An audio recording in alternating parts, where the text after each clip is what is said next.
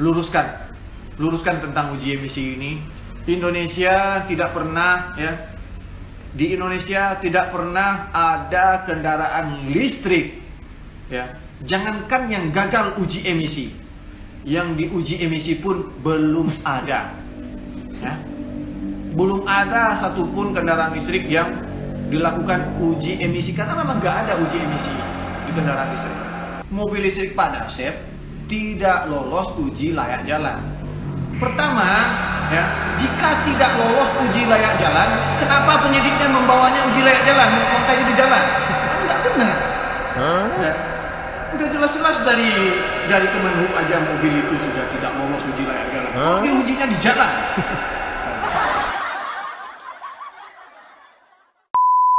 Assalamualaikum warahmatullahi wabarakatuh guys, kembali lagi di Mutumu Channel dengan saya Sodik. Beberapa hari yang lalu, tepatnya hari Sabtu 18 September 2021 adalah tepat 8 tahun mobil listrik Selo guys. Mobil listrik yang hampir membuat bangga rakyat Indonesia. Iya, hanya rakyatnya aja. Sebab regulasi pemerintah waktu itu tidak support. Saya kemarin tidak sengaja membaca postingan di akun Facebook Ricky Elson, selaku founder Selo. Beliau mempost status yang berbunyi seperti ini guys. Hari pertama engkau berlari ke kasih hati kami, Selo, Jogja Ring Road Utara 2013-09-18. Setelah membaca status itu, saya langsung ingat Selo yang sempat hilang di ingatan saya guys. Mobil sport bergenre supercar tapi elektrik. Mobilnya itu nyentrik banget. Jadi mobil itu mirip seperti Ferrari kalau menurut saya. Tapi kenapa media memberitakan seolah-olah seperti Lamborghini? Kayaknya Ferrari deh. Ya udahlah, bodo amat. Menurut saya itu Ferrari. Dan setelah 8 tahun, desain mobil itu masih terlihat sangat cakep guys. Nggak ketinggalan zaman sama sekali. Andai saja dulu beneran mobil ini tuh jadi dikembangkan, saya yakin sekarang itu Selo sudah banyak di dealernya. Dan sudah berseliweran di jalanan. Dan mungkin yang di garasi Anda sekarang adalah mobil Selo. Atau mungkin Gendis, model lain dari proyek Selo. By the way, yang belum mengetahui kenapa mobil Selo itu akhirnya tidak jadi diproduksi, mungkin beberapa dari kalian sudah ada yang tahu. Tapi ternyata selama ini tuh kita salah paham guys. Selama 8 tahun ada yang tidak kita ketahui. Jadi beberapa hari yang lalu, si Ricky Elson ini melakukan siaran langsung lewat akun Instagramnya dan menggambarkan semua yang terjadi terhadap Selo pada waktu itu.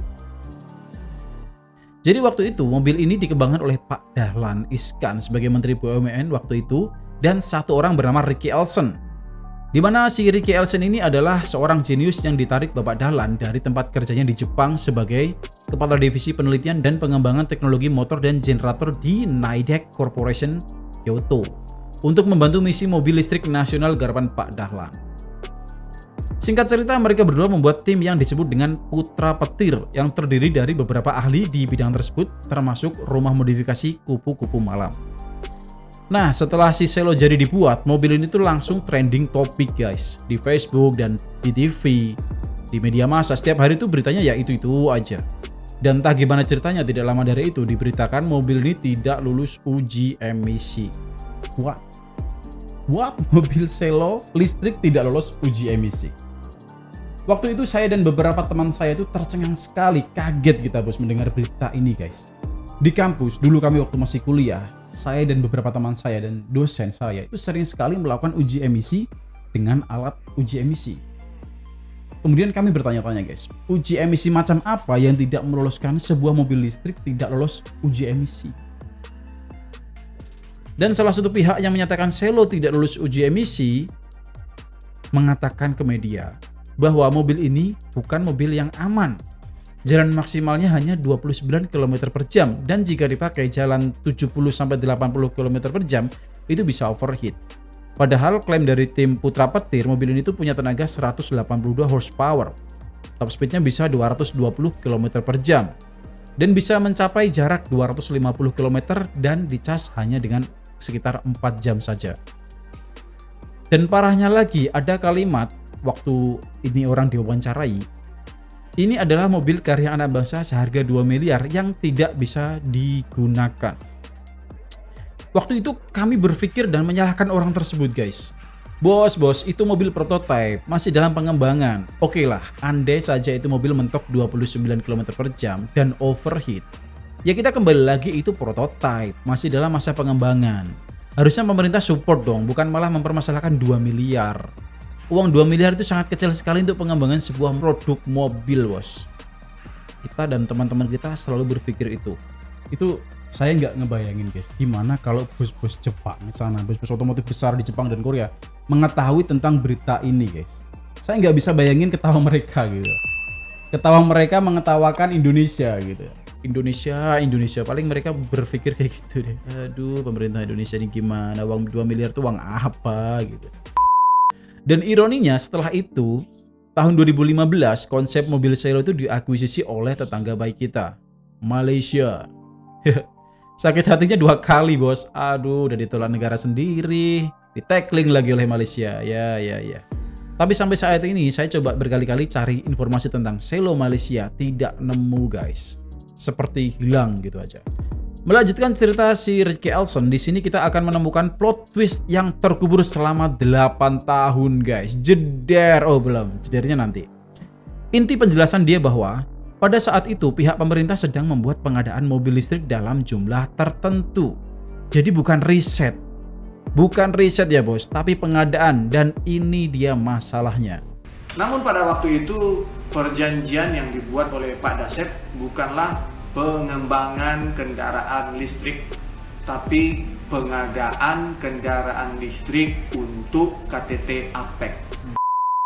Selain Ricky, ada juga pihak lain yang di bawah naungan Bapak Dahlan, yaitu Pak Dasep. Pak Dasep menyanggupi pengadaan itu karena merasa tertentang. Namun dalam jangka waktu tertentu, Pak Dasep tidak dapat menyelesaikan semua unit yang diharapkan. Karena Pak Dasep ternyata tidak bisa memenuhi pengadaan dari 3 BUMN tadi itu, sebanyak 16 mobil. Lalu juga tersangkut ya, dengan pengadaan 8 mobil untuk Kemenristek. Lalu jadilah masalah besar. Akhirnya Pak Dasep harus rela berada di lapas. Nah, tentang Pak Dasep sendiri nih guys, kalian sebaiknya lihat videonya langsung si Ricky di Instagramnya biar nggak salah paham. Dan ternyata mobil karya Pak Dasep lah yang sebenarnya tidak lulus uji emisi. Lalu, benarkah mobil listrik itu memiliki emisi langsung? Ricky kemudian menjelaskan bahwa waktu itu mobil Pak Dasep lah yang diuji oleh pihak terkait dan tidak dinyatakan lulus.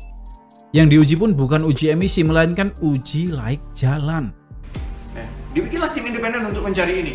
Diujilah mobil itu, padahal mobil itu bukan dipakai untuk, ya, memang tujuannya bukan untuk digunakan di jalan raya yang ada kemiringan berapa derajat dan berapa derajat. Tujuan awalnya, ingat nih, yang ikut nyidik dulu itu, yang ikut melakukan pengujian ini. Ya, mobil itu mau dipakai di KTT APEC, pergilah ke Nusa Dua, jalannya datar. Ya, jarak tempuhnya juga nggak panjang-panjang, juga nggak tujuannya dipakai 30 menit ya, lalu nggak berhenti-berhenti, sehingga pada waktu itu beritanya ya, yang overheat lah, yang kecepatannya nggak lebih dari 29 km per jam lah ya. Emang lu kira ngembangin kendaraan listrik itu gampang apa? Jadi mobil Pak Dasep lah yang tidak lulus layak jalan, bukan tidak lulus uji emisi. Sebenarnya informasinya adalah yang benar, mobil listrik Pak Dasep tidak lolos uji layak jalan. Pertama, ya, jika tidak lolos uji layak jalan, kenapa penyidiknya membawanya uji layak jalan, makanya di jalan? Kan nggak benar. Ya, udah jelas-jelas dari Kemenhub aja mobil itu sudah tidak lolos uji layak jalan. Kok diujinya di jalan? Lalu siapa yang membuat pernyataan Cielo tidak lulus uji emisi? Kalian ingat tadi di depan ada yang bilang bahwa mobil listrik karya Pak Dahlan dan timnya tidak lulus uji emisi saat diwawancara media. Nah ini dia anehnya. Anehnya foto dan video yang dipakai media itu mobil Cielo. Viral kemana-mana seolah-olah Cielo yang tidak lolos uji emisi. Kemudian si Ricky menjelaskan lagi bahwa tidak ada mobil listrik karya mereka yang dilakukan uji emisi. Bahkan tidak ada satupun mobil listrik yang pernah dilakukan uji emisi di Indonesia. Nah, loh. Luruskan tentang uji emisi ini. Indonesia tidak pernah, ya.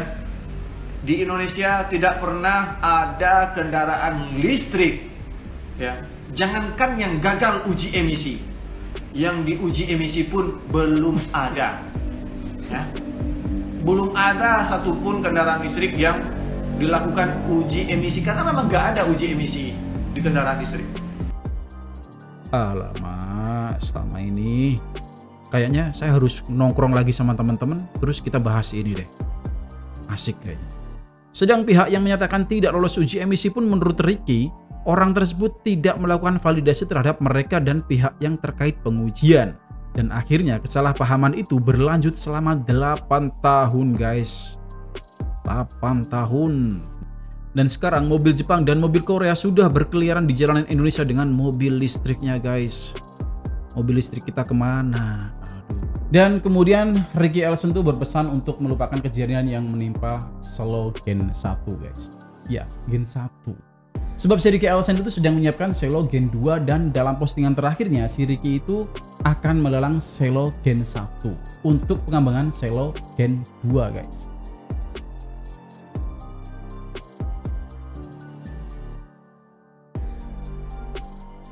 Anda tertarik? Follow Instagram Ricky Elson dan silahkan nego sendiri.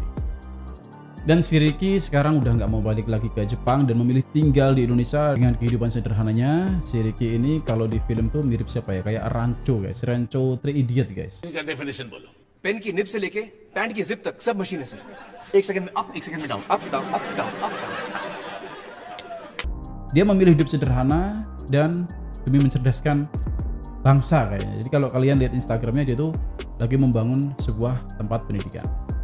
Ya gitulah guys, cerita panjang tentang sport car Selo dan Ricky Elson. Semoga di masa depan Bang Ricky ini bisa dihargai di negeri sendiri. Dan semoga untuk Selo Gen 2, semoga bisa langsung mengaspal di Indonesia dan bisa dilegalisasi sehingga kita bisa membeli langsung mobil tersebut. Oke, itu aja dari Motomo Channel. Sampai jumpa di konten-konten berikutnya. Assalamualaikum warahmatullahi wabarakatuh.